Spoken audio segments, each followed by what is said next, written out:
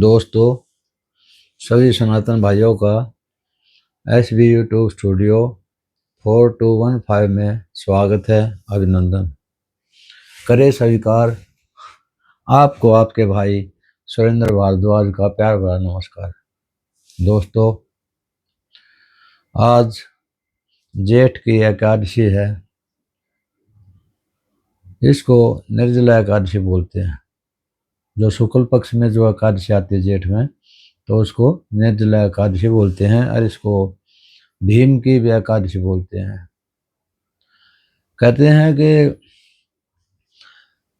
पांडवों के समय में पांडव हर एकादशी को व्रत करते थे, लेकिन भीम नहीं कर पाता था, क्योंकि वो खाने पीने का बहुत शौकीन था, ताकतवर था, उसको भूख ज़्यादा लगती थी। तो उस पूरी फैमिली ने, माता कुंती ने, सब ने सोचा कि यार इसका उद्धार कैसे होगा, ये तो माँ कुछ कर ही नहीं पा रहा। तो उन्होंने भीम से बात की है, भाई हम एक एकादशी का व्रत करना पड़ेगा, हम एक एकादशी रखेंगे निर्जला, बिल्कुल ना पानी पिएंगे ना खाना खाएंगे। तो निर्जला एकादशी का जो विधान है वो सूरज निकलने से पहले, जो कुछ पहले दिन खा लिया, लेकिन सूरज निकलने के बाद और अगले दिन द्वादशी के सूरज निकलने के बाद तब जाकर उसका भोजन किया जाता है, उसका जो फलाहार लिया जाता है। वैसे आचमन कर सकते हैं बीच में, लेकिन आचमन बहुत जरा एक घूंट पानी जितना होता है। तो ये जो एकादशी है, ये जो गीता में 7वां अध्याय है, भगवान श्री कृष्ण जी ने बताया है इसके बारे में बहुत कुछ, लेकिन इससे हम इतना कहना चाहेंगे कि इससे कहते हैं कि मानव के जो हमारे से अनजाने में पाप हो जाते हैं, जो हम किसी को दुख देते हैं, उन दुखों का निवारण और जो जीवन अपरांत स्वर्ग जिसको कहते हैं ना, स्वर्ग की प्राप्ति के लिए ये विष्णु भगवान जी का व्रत है। तो विष्णु भगवान जो है वो हम सब के, कहते हैं ना, ब्रह्मा विष्णु महेश हैं, 3 हैं।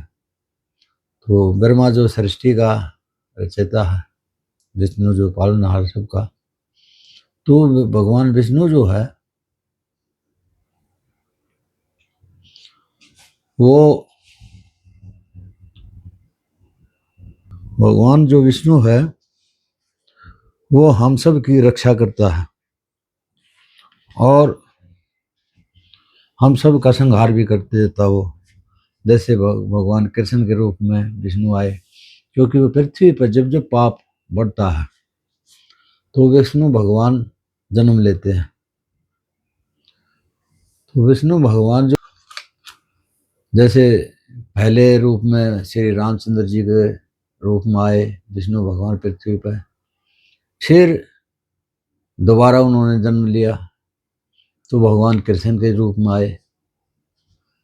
तो ये जो इसके रूप बदलने का मतलब यही होता है कि पृथ्वी पर जो जो पाप बढ़ता है तो ये उस पाप को खत्म करने के लिए जन्म लेते हैं, संहार करते हैं सृष्टि पर।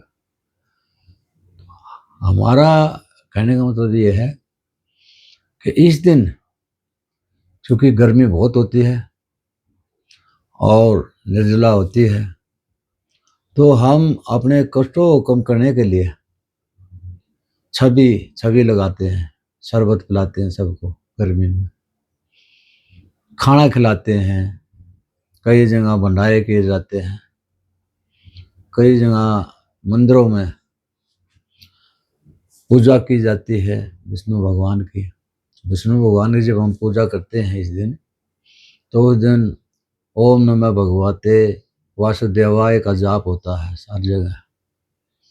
तो भगवान विष्णु जो है हम सब के कष्ट हरता है, हमारे सारे पापों को हर लेता है।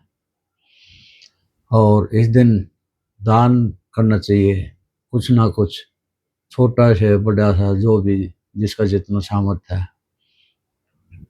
तो उसमें छाता भी दे सकते हो आप, किसी को गर्मी बहुत है, आगे बारिश आएगी काम आएगा उसका।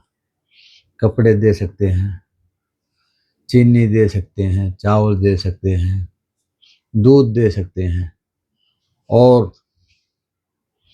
जितनी भी सामग्री होती है खाने पीने की, हम कुछ भी दान कर सकते हैं जरूरतमंद को। जरूरत नहीं हम किसी पंडित को दें, पुजारी को दे सकते हैं, मंदिर के पुजारी को।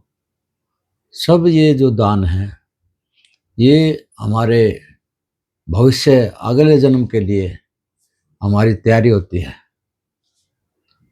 तो हम जितने अच्छे कर्म अभी करके जाएंगे, ये उसी का फल मिले हमें। कहते हैं ना, एक ही दिन में कई बच्चे पैदा होते हैं, लेकिन एक जरूरतमंद घर में पैदा होता है, एक मीडियम घर में संघर्ष करने के लिए पैदा होता है, और एक बच्चा सारी जिंदगी रोड पर फुटपाथ पर पड़ा रहता है बेचारा है। तो वो ये कर्मों के फल हैं। तो अपने कर्म सुधारने के लिए हमें सनातन धर्म में अलग अलग भगवानों की पूजा अलग अलग तरीके से रखी गई है। उसी का एक ये है निर्जला एकादशी। निर्जला एकादशी जो करेगा ईश्वर उसके सारे दुखों को हर लेगा। इसलिए मैं ज़्यादा न कहते हुए सब दोस्तों को यही कहूँगा, हमारा सनातन, इसमें बहुत शक्ति है, अलग अलग भिन्न भिन्न भगवान हैं जो हमारी रक्षा करते हैं। सब भाइयों को जय श्री राधे, जय विष्णु भगवान की जय, पालनहार की जय, राधे राधे।